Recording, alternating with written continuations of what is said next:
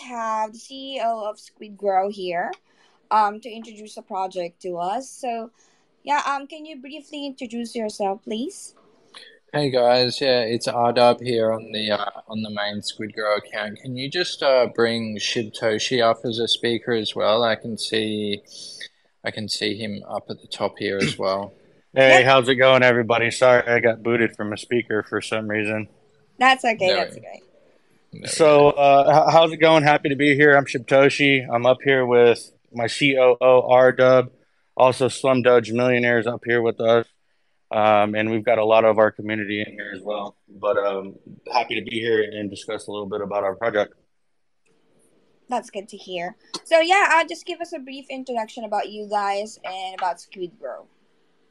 Okay, perfect. So, as I said, I'm Shibtoshi. I am the co-founder of Squidgrow. We launched in June of 2022 Mm-hmm. on the BSC Smart Chain. We are a stealth launch project. Um, our all-time high was 2,000 X's for 52 million market cap. I believe our initial market cap was about $30,000. Um, Currently, we have branched over to Ethereum Mm-hmm. as of about a month and a half ago. We did an initial ILO for ETH where we raised 540 Ethereum, a little over $1 million to go to the liquidity, 100% of which went to liquidity. We are a meme utility project that is currently in the building stages. We have partnerships with Mike S. Miller from DC Comics, Marvel, Game of Thrones, doing our NFT collection. Um, yeah, Dub, you want to chime in and kind of add to it? Yeah, sure. So look, yeah, I guess Shib covered some of the things that we've been focusing on. I guess, yeah, our first year on the BSC was we came out of the gates pretty hard on BSC, and as Shib said, we did do a crazy amount of X's going up to our all-time high, and then kind of after we hit our all-time highs when we started our development phase. And since then, really, like the major things that we have both spoken on and have been working on in the background are not just the NFT collection with Mike Miller, but we also have an NFT marketplace that will be coming out at the collection and the marketplace kind of go hand in hand, and they'll be released together. So the marketplace is kind of towards the end of its development stage at the moment. After development is finished, it will go through an auditing stage before being released. But we're really excited about that one as we believe that the NFT marketplace that we're coming out with um, we hope for it to fill a few gaps in the market there anyway. There's going to be a few features that I won't go into too much detail on, but just some things that other NFT marketplaces don't really offer. Outside of that, we also have spoken on, and it's going to be our flagship utility is SGX, which is a decentralized perpetual swap. So in essence, it's similar to something like DYDX or GMX or Apex or any of those like perpetual decentralized perpetual exchanges. So at the moment we have SGX under development, and it's a big task. We haven't given any dates as to when this will be completed, but it's certainly it's our biggest undertaking at the moment. And we really kind of that's where we're putting a lot of our focus at the moment. Outside of, did you want to go, Shib? Yeah, I was going to just have you point out the benefit to the community as far as SPX goes. So yeah, SGX, obviously, all of our utilities that we have, we hope for them to, I guess, give back to not just the Squidgrow community, but the Squidgrow token as a whole. And one of the features of SGX is like the fees that are collected on SGX. A percentage of those fees is going to go back into buybacks on the chart and liquidity. I might just get you to take over from there, Shib. I've got my daughter calling out. Yeah, understood. Yeah, so as Dub was saying, every move that we make within the project, we put our community to the forefront of our decision making. And when we decided to do this undertaking back in June of 2022 to take on the Perpetual, we were trying to think of ways that we could incorporate Squidgrow token and our community into that. So it's not just a standalone utility, essentially no benefit to the existing community. So how we've decided to do that is 25% of all revenue generated on the Perpetual exchange will go into our charts. Currently, as I said, we're on BSC and Ethereum. So I'll give a quick breakdown, just simple mathematics on it. Let's say that we generate 100 BNB profit over the course of a week. 50 BNB will go into the chart as a buy. The tokens that are then accumulated from that buy are then paired to the remaining 50 BNB to make an LP pair. So what we are doing is we are pumping our chart and we are stiffening our liquidity at the same time. Everything that we do within the project, we have an emphasis on our liquidity. We are a tax token. We have a 4% buy tax, 10% sell tax, 10% transfer tax. 100% of those taxes goes to our liquidity. In addition, we also offer staking for native coin and also LP staking. Currently, we just recently dropped our APRs down to 10%. We've had extremely high APRs for the better half of a year. Debuting Ethereum, we ran 100% APR for the first 30 days, where we gave away about $700,000. 6 months prior to that, we gave out about $1.8 million. But to interact with their staking contracts, there's a 2% deposit tax, 2% withdrawal tax. And when you are harvesting your rewards, there's a 6% tax on that. All of those fees go back into the staking contract to help it remain sustainable. So our emphasis has always been on liquidity building and sustainability. For the better half of the first year of our life, like I said, we ran extremely high APRs, which obviously aren't sustainable, running 50 to 100% APRs. At some points, they were much higher than that. But now we're kind of shifting gears. We're in this for the long term, and we want sustainability. Okay. And what actually inspires you to create the project? So the story of Squid Girl, how the conception, and to get into a little bit about my background, which I didn't get into. I've been in the crypto space since 2011. My first investment was Bitcoin. It was introduced to me for playing poker online. Um, so I'm somewhat an early adopter when it comes to crypto. My friends were a little more later getting into the game. And through the course of time of me making my investments, one of my most notable that I'm most known for is my Shiba Inu investment, where on day one, I invested 37 ETH into SHIB and rode that up in one wallet to $5.7 billion. So I'm that guy. Wow. So right shortly thereafter, when my lifestyle dramatically changed, my friends started taking interest into Okay. crypto. And, some of them are maybe too prideful to, inquire and kind of ask questions. So they tried to learn on their own. And a lot of the times they found themselves investing into projects that either Yep. rugged or were honeypots, and it was just bad investments. My friends were losing money left and right. One of my closest friends started talking to me about launching my own project. Originally, I had no desire to do so. This is about 2021.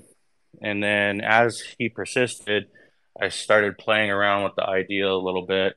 I took some classes on coding, was never a successful coder myself. And when I decided to ultimately pull the trigger, I outsourced to a dev to build my contract. And how we came up with the name is at the time, the Squid Games TV show on Netflix was really popular. And I was also a big investor into Evergrow token, and it was really popular at the time as Mhm. well. So I took the two names and I put them together, Squidgrow. Um, as I said, I'm not a developer, so I struggled trying to figure out how to deploy the contracts. And about the time that I realized how to go about that, I realized there was another token out there called Squid Games. I'm sure we're all familiar with what happened with that. It made massive ripples in the space, but ultimately they ended up rugging.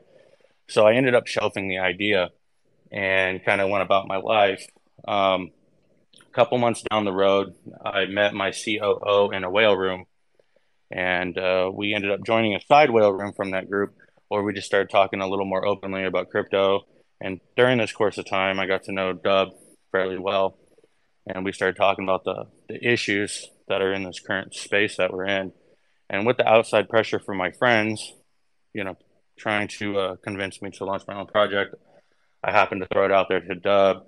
And one way or another, we decided that we were going to do our own project. So I was kind of going through the different names that we had and the different contracts that I had already had created previously. And ultimately, we decided to go with Squidgrow. So we launched Squidgrow with the mindset to give my friends' family a safe place to invest their money. And obviously, now that's expanded to our community as well. So what we offer is a safe place to invest your money. We are a highly audited company. We have 7 CerTech audits currently. We're rated top 10% of CerTech. We are a registered company out of St. Vincent's and the Grenadines with an LLC. So we're doing everything by the book, and we're putting our investors to the forefront of all the decision makings that we do. Another thing that's unique about us is, as I said previously, all of our taxes goes to liquidity. So if you're asking where's the money come from to develop the project, market the project, list on all the exchanges that we're listed on, I pay for it out of pocket. So everything that we've ever done, I paid for out of pocket.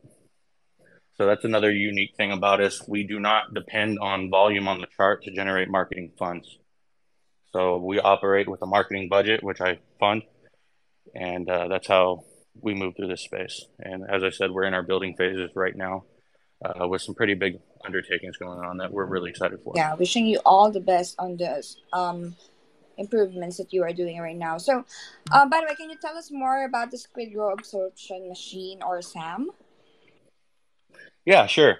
So SAM is our Squidgrow absorption machine. So essentially, how SAM works is either with us directly reaching out to a project, or a project reaching out to us. We start talking to the devs, and we look for a couple of things when we're looking at SAMs. We are looking for a contract that is not renounced and a liquidity that is not burned. So after we establish that, and we have a loose agreement with the owners of the project, we run analytics on their chart, factoring into the liquidity that they have and the token distribution of their holders. And after the analytics report is done, we can determine, the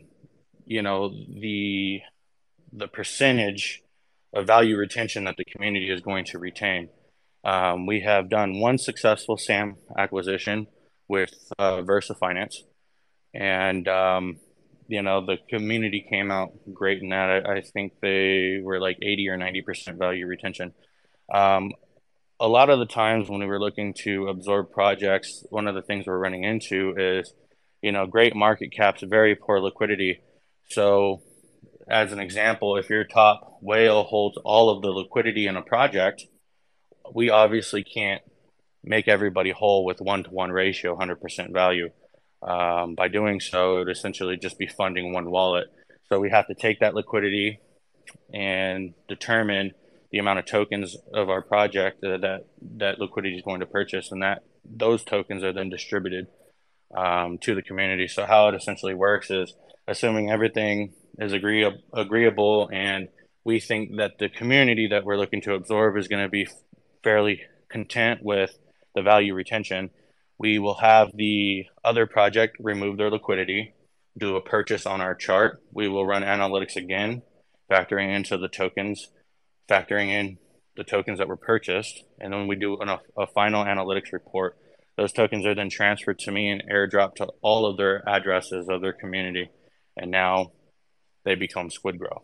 Another unique thing with our Ethereum contract is we have built in our contract, we have built in the SAM absorption into our contract, so we can very easily absorb liquidity and or tokens to distribute to the community. So we have not yet used it. The way that we absorbed Versa was just a simple buy on the chart. But with our Ethereum SAM contract, we can essentially just directly inject the liquidity into our own liquidity through our contract. And the tokens that we are then retained, when obviously liquidity is made up of two pairs. It's in Ethereum's case, it's Ethereum and Squidgrow token. So when you inject onto one side of that, on the with Ethereum, it changes the ratio of tokens, and we are able, if we choose to do so, if we choose to go this route, we are able to withdraw tokens from our liquidity lock to get our ratios back into where they need to be and distribute those tokens. Or we can just take the liquidity simply and do a buy on the chart. The tokens that are accumulated, we can then distribute those. So those are the two options that we have for absorbing contracts. Now, just to be clear, we cannot move liquidity. We cannot remove liquidity through our contract. We can only remove the tokens, not Ethereum directly. Okay, that's a good thing. And how does the BSC to ETH bridge function in your ecosystem? Okay, so currently, our bridge, we have shut our bridge down currently with all the bridge attacks that were going on in the space, with any swap being targeted and millions of dollars being pulled out of that bridge for safety precautions. We shut down our bridge, and I blacklisted our bridge addresses. So currently, our bridge is not usable. We are doing more security checks on our bridge. Obviously, our bridge has been audited, but with all the attacks that recently came up on bridges, I don't want to take any risks of tokens being extracted from the bridge and dumped on the chart. So for precautions reasons, currently our bridge is not functional. Got it. I understand. Now, can you explain more about the Squidgrow Perpetual or Future Exchange? Yeah. To what extent do you want to know about SGX? We want to know how it functioned, how it started, how you come up with the feature. Okay. Well, we started building SGX in the early days of June 2022. Our first version of SGX was put into audit several months after we had launched, but during the audit, we realized that we could do some things better, so we pulled it and continued to develop it. But essentially, SGX is just a perpetual exchange. It's very similar to, as Dub said, GMX, or trading features on any exchange. Essentially, you have your margin and your leverage. You take out a position against a crypto, betting that it's either going to go up or down. So you provide your margin, you pick your leverage. So essentially, if you decide to, use margin of $1,000 and you do a 50x leverage, your trading power is essentially $50,000. And if the chart goes in the direction that you are betting that it goes, you reap those rewards of that. But in the same note, if it goes the opposite direction, you run the risk of losing your funds. It's perpetual trading. Dub's actually a pretty big deal when it comes to perpetual. So on this note, I'll pass it back to Dub and let him go into the details a little further. Okay. Yeah, I mean, I think you covered it pretty well earlier in terms of like how SGX will actually like differ from other like bigger current perpetual exchanges in terms of like how we'll actually be giving back to Squidgrow the token and the community. Like and just to like recap on that, like obviously as part of the fees that are generated on SGX, a portion of that is going to go back into building liquidity in Squidgrow itself. But yeah, I mean, you covered it pretty well, Shib. For those who are not familiar with perpetuals or like futures trading, I mean, there are a number of like pretty much all centralized exchanges out there have options for futures trading and perpetuals and options and margin trading and all that type of stuff. It is quite complex when you first get into it, but definitely after you've kind of had a crack at it yourself, it becomes pretty easy learning. It can be quite risky for people that don't know trading themselves. So it's not advised to just like, if you've never traded before, to just jump straight into futures on high leverage. You'll probably get wrecked. But yeah, I mean, we always recommend that people use like, start low and go slow. So like start off with smaller margin and smaller leverage, and get a feel of what's happening before you kind of like up things a little bit. But I guess the difference with decentralized perpetual exchanges is that there is no at no point will SGX actually be holding users' funds. So when you trade on something like, Binance or Bybit or whatever it is, you actually like transfer funds into the exchange onto your account, and then you essentially trade with those funds, but the funds are being held by the exchange. So at any stage, if anything was to happen with that exchange, essentially, like, anything could happen to your funds. But the difference with decentralized exchanges is that you basically connect to your DeFi wallet, which would be like a MetaMask or a Trust wallet or whatever it is. So you're kind of holding your funds in your wallet, and you just sign a transaction to connect to the perpetual exchange, and then you're able to trade on the exchange with the amount of funds that you approve for the exchange to interact with. So I guess that's the difference with centralized and decentralized, and obviously SGX is going to be a decentralized perpetual swap. All right. So anything that we can expect from the NFT marketplace and minting platform? So when it comes to our NFT marketplace, there's something cool that we have done with Mike Miller's collection. So within our 10,000 piece NFT collection, we have 100 ultra rares. And several months back, I went out and purchased around $300,000 in blue chip NFTs, such as Mutant Apes, Doodles, Kennel Clubs, Metaverse Land, to just name a few. And we have incorporated those with our NFT collection, very similar to what my PFP looks like here on Twitter. Our ultra rare NFTs are depicted with our NFT holding a Polaroid picture of a blue chip NFT. And if you mint an ultra rare NFT, you gain ownership of both NFTs. Obviously, the blue chip NFT is redeemable, so you will have to either contact us or we will do an airdrop after we realize that a certain wallet holds that NFT. But as long as you are in possession of the ultra rare NFT, you gain ownership of the blue chip NFT as well. So you're essentially getting two for one. At the time of purchase, obviously the market's down, but at the time of purchase, the highest valued NFT that I purchased was about $27,000. They were the Mutant Apes that I bought, followed by the Kennel Clubs and the Doodles. But when the market goes back up, I do see great value there. And, if you decide to mint our NFTs because you like Mike Miller's work and you like what they have to offer as far as the utilities go, which we'll get into in a second, you do have the chance to also become the owner of a blue chip NFT. Now, some of the utilities that we are offering with our NFTs, obviously, we will be incorporating the NFTs into our perpetual exchange. So you will be able to, if you hold one of our NFTs, you will get a reduced trading fee from the address that holds the NFT. So this can save you money if you're into trading futures. Additionally to that, you will be able to stake your NFT in our staking contract to earn boost APRs when we pay out in Squidgrow token.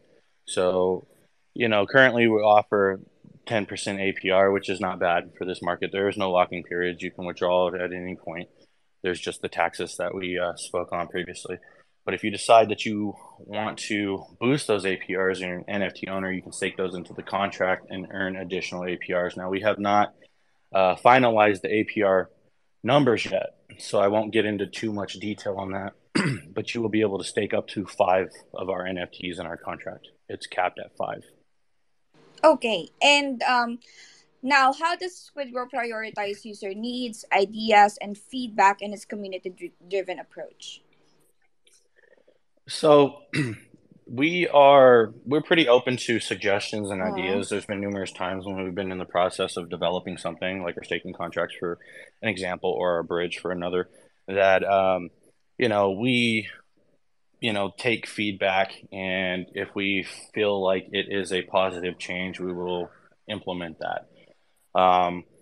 an example with our staking contracts. The first version of the staking contracts that did not go live, you were not going to have the ability to harvest your rewards. You would have to unstake your whole bag to claim those rewards and then restake it. After we revealed that to the community, we got feedback in the community wanting the ability to harvest the rewards. So we built new contracts, had those audited with Certec, and implemented those. When we were going through the stages of building the bridge, the community wanted the ability to pre-select the amount of tokens or the percentage of tokens that they could bridge 25%, 50%, 75%, 100%. Originally, we just had a button for, I believe, 100%. And so based on the feedback from that, we took that. We saw that it would be beneficial to the community to have that option. So we implemented that. So our DMs are always open. We're extremely accessible. And, I mean, we're more than happy to hear out any suggestions. But currently, majority of the decision making is done within the core team. But we are open to suggestions at all times. Okay. And yeah, how does the staking system work in ecosystem of Squidgrow? Well, our staking system is just, I mean, it's essentially a staking contract. So you take your Squidgrow token, you stake it in the contract, and you earn an APR. As a result of that, you have the ability to harvest those rewards. The staking contract is something I believe we rolled out within week 1 of going live, followed with the liquidity staking. And it gives the community an incentive to, earn additional Squidgrow tokens while we are continuing to develop our utilities. So you're not just sitting around waiting for news. You have something to look forward to on a daily basis as far as earning rewards. So it's just a way that we are able to give back to the community for being patient with us while we are developing. Obviously, developing things from scratch definitely takes time. So, it's something that we added into our ecosystem, to, show the community that we're thinking about them and, helping them accumulate a bigger position in our project. All right, that's a good thing. Now, can you tell us more about the team behind Squidgrow? What are the background and experiences in the blockchain industry aside from you, Shibtoshi? Because you already explained to us that you have been an early adapter. Okay, well, then I'll let Dub go ahead and step up. Unfortunately, Sure. our CMO is not That's okay. here today, but we'll pass it off to Dub. Yeah, so look, obviously my name is Adab. I have been involved in crypto since around 2011 originally, when I was first introduced to Bitcoin by a friend. In the years following that, I kind of, traded like, I guess what you would call like top 200 coins on and off, and I was kind of like in and out of being interested in crypto.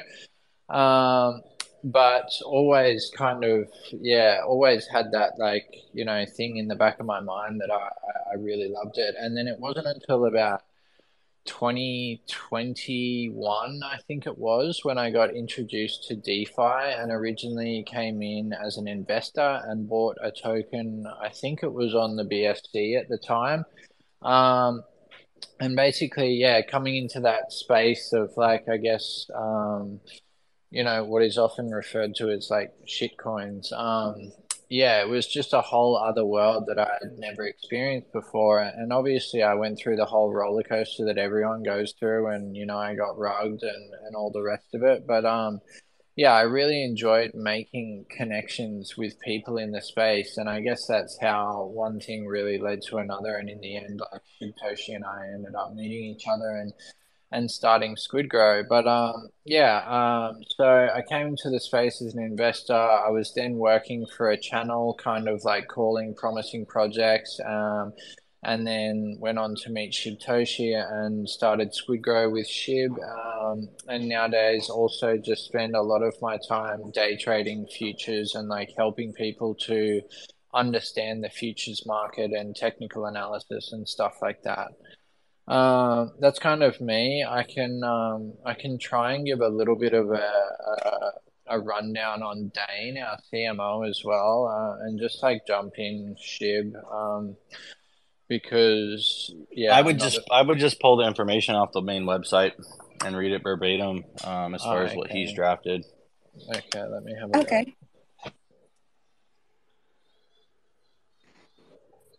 Yeah, so the question that I have for you again is, how does the leadership team of Squid Girl contribute to the project success? Like, what are, I know your roles, but can you be more specific on how it started, how it grew because of the leadership and all those stuff? Well, we touched on how we started and why we started. One of the things that we contribute, or I personally contribute, is decision making and funding and direction of the project.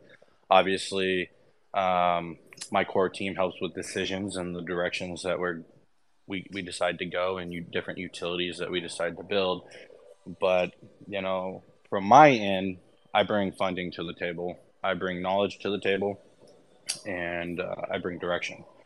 Um, Yeah, and and go I ahead, Deb. think one of the biggest things as well that like people, I mean, everyone knows it's there, but people don't necessarily like point it out and talk about it a lot of the time is that like, one of the things that Squidgrow has that like basically no other project that I'm aware of has is that we have this story, which is like the story associated with Shibtoshi, which is like this guy that, yeah, invested $8,000 into Shiba Inu and at the top it was worth $5.7 billion and all the rest of it. And there's this kind of like this law around that you don't really find in other projects. And I know lots of people who come into the projects for the very first time and they hear that. And I would probably be the same if I didn't actually know Shib in real life. I'd be like, yeah, whatever. That's not true. Like,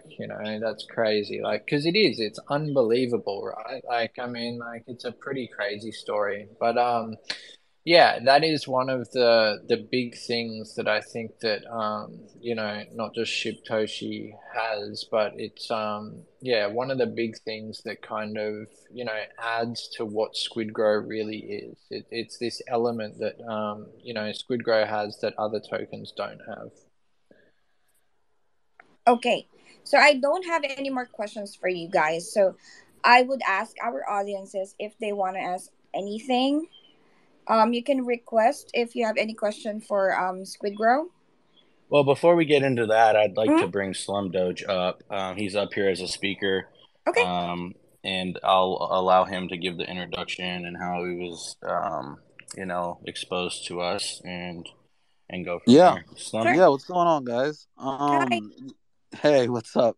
Yeah. So I'm not part of the core team. That's why I couldn't really chime in or answer any of those technical questions.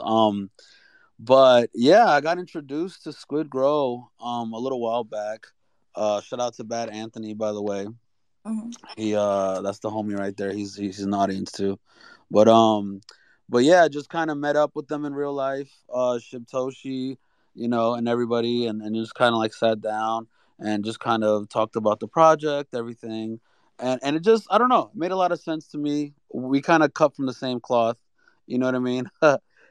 Basically, the same, not nowhere near the same amount of gains that Shibtoshi had, but Shibtoshi basically what he did with the 8,000, turning it into 5.6, $5.7 billion. I kind of did something similar with Dogecoin where I put in my life savings. I put in $180,000 into Dogecoin, and at the top I had about $3 million in Dogecoin. And so the funny thing is, I had read about him long before I met him. And I thought it was really, really interesting. I thought it was a dope ass story. I saw, publications, headlines, YouTube videos about him and stuff. So when I met him, I was like, wow, this is like, we're cut from the same cloth kind of people. You know what I mean? Like, we're both diamond handers. You know what I mean? He's got all his SHIB. I got all my Dogecoin still. And we just kind of see eye to eye on a lot of things. So it kind of made sense. And the more we talked over the weeks, the more it made sense for a partnership and a collaboration, and which we ended up doing. And now I'm like, my job is just basically spreading awareness, to the project, however I can. I help with the marketing side, YouTube videos, all over Twitter, Spaces, any kind of thing that I can do, pretty much. And my biggest thing when it comes to investing, because I'm also invested in the project, is basically how dedicated is the team behind that project, right? How solid is that team? I feel like that's number one for me. Even before we talk about technicals, even before we talk about um, all the other aspects of a project, is how trustworthy is that team, right? And and like, this is the best in the space, I could say, because like I said, it's easy for me to say that because I actually know these guys in real life. You know what I mean? And I'm sure it's harder for other people, not knowing exactly who's behind a team. And in those instances, it's more of a show and prove kind of thing, which is what they've done also. You know what I mean? They've also done that over the past year on the Binance Smart Chain. So now moving over to Ethereum, they kind of have a proven track record of always being there for the community, always being there for the supporters, and keeping them first every single time they make decisions. You know what I mean? Getting feedback in real time from the community. And so everything about this project, all the aspects about this project made sense to me. And just, it's just a solid team. And so I figured, you know what, this is definitely one of those projects that I would love to hold long term. I feel like, I'm super bullish on it. I feel like next bull run, they're going to see all time highs and surpass all time highs. And yeah, just a super big fan. And yeah, I'm just here to help wherever I can. All right, thank you, Slumdog. So yeah, anyone else that would want to speak out and ask questions to Squidgrow or share your insights about Squidgrow? Okay, we have one that requested.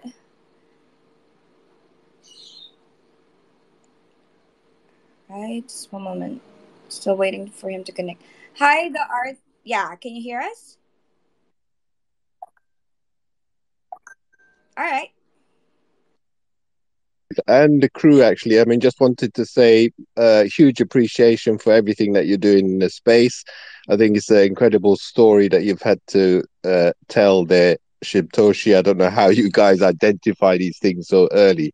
I'm very late into the game myself. I'm only a year into it, but my question was, for someone not in that sort of realms of where you guys are. I know everyone starts from uh,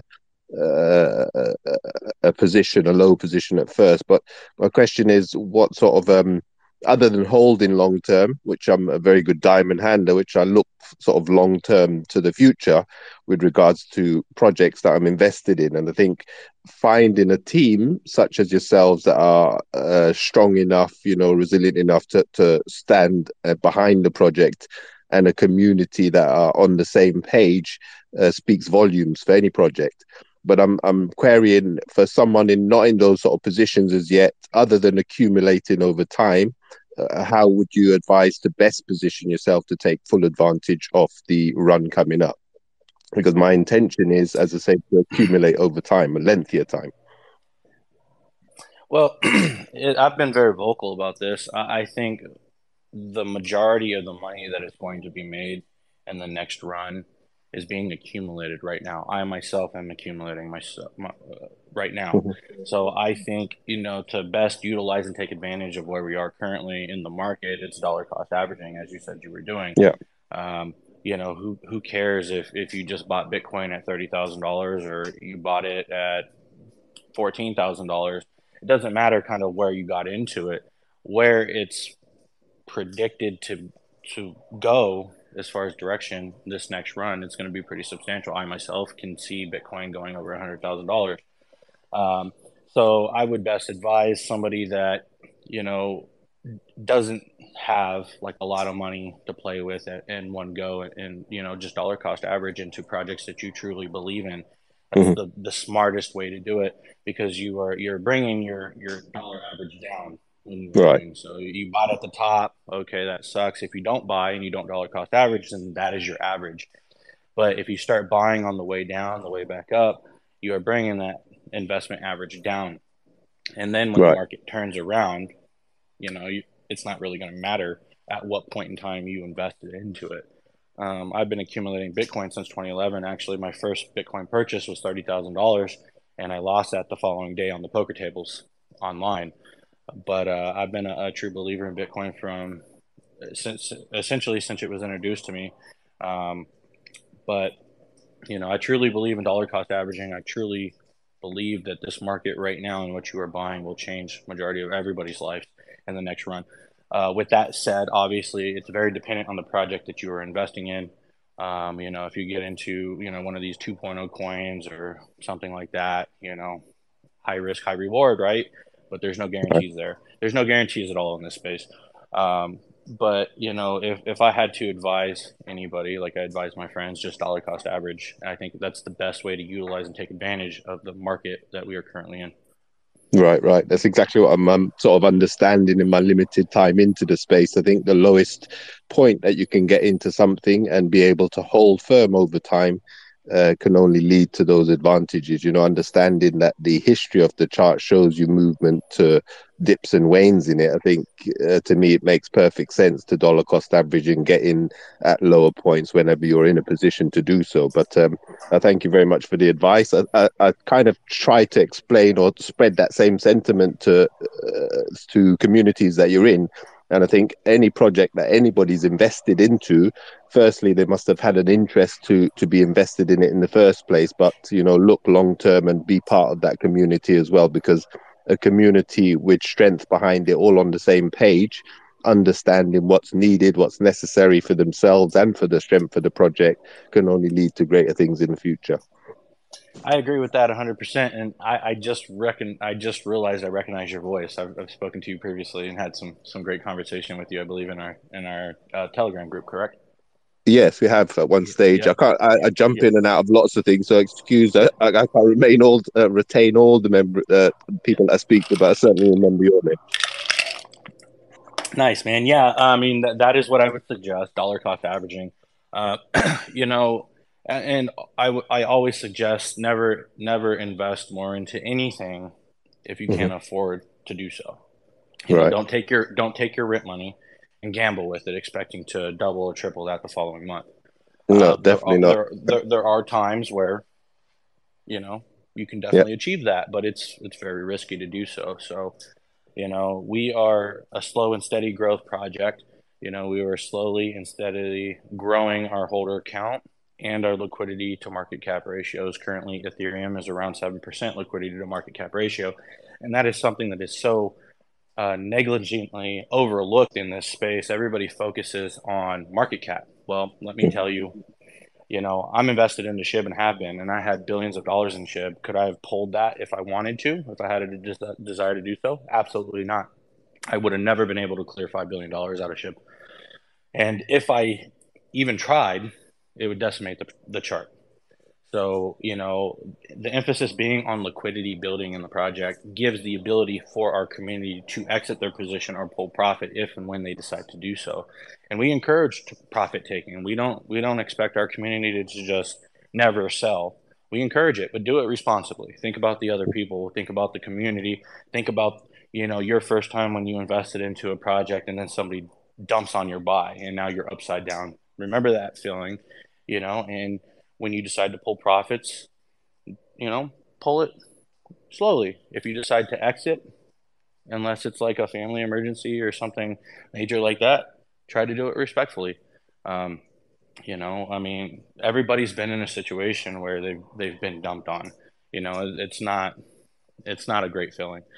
So we have a strong emphasis on liquidity. That's why everything goes into our liquidity. And it's there when somebody wants to pull profits or exit.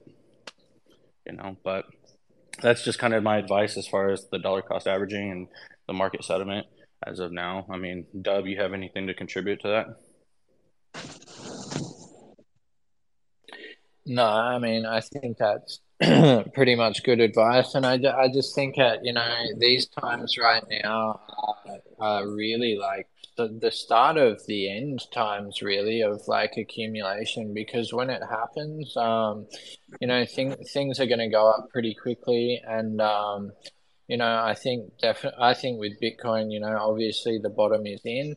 Um, there are going to be this whole new wave of altcoins that come through with this next cycle. So like all the altcoins that like, had crazy runs on the last cycle may not be the ones that, go and do that again this time around. It may be a whole new wave of altcoins. So like personally, like in terms of like long-term holding and investments, like I tend to stick with the ones that are well known, like Bitcoin and Ethereum. And then like kind of if you can pick like one or two like new tokens that start to come out on the market, then they might be the ones that have a good run in this next cycle as well. But yeah, those are my thoughts anyway. I really appreciate the advice, gentlemen. Thanks for coming up, buddy. All right. Definitely, 100%. Thank you so much. So, anyone else who would want to ask questions? Not seeing anyone trying to join or to be one of our speakers. But yeah, we're almost done, and actually, we're done. I just want to thank everyone who joined our Twitter space today. Any other words that you would want to say to our listeners?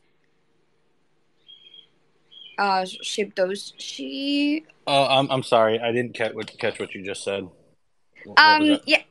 Any last words for our audiences? Yeah, I just want to thank everybody for taking time out of their day to Mhm. jump on this space and listen to us talk about Squid Grow and our community. Big shout out to our community. We also have great emphasis on community building. Yeah. Obviously, without a strong foundation within our community, we wouldn't have such a strong project. And we are continuing to grow not only the community but also the project. So thank you for your patience, thank you for your trust, and thank you for those that are along this ride with us.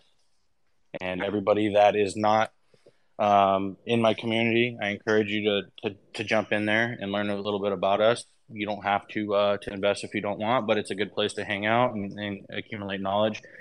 We do a lot of ECs, a lot of conversation in there. Dub gets on there and starts talking about charts and TA. So there's a lot of knowledge in our chat, and for our community is a great community. We're very welcoming. So if nothing else, it's a great place to kill some time. Okay. Thank you so much, and thank you for joining. Have a great day, everyone. Bye. Thank you. Bye. Thank you. Bye. Bye.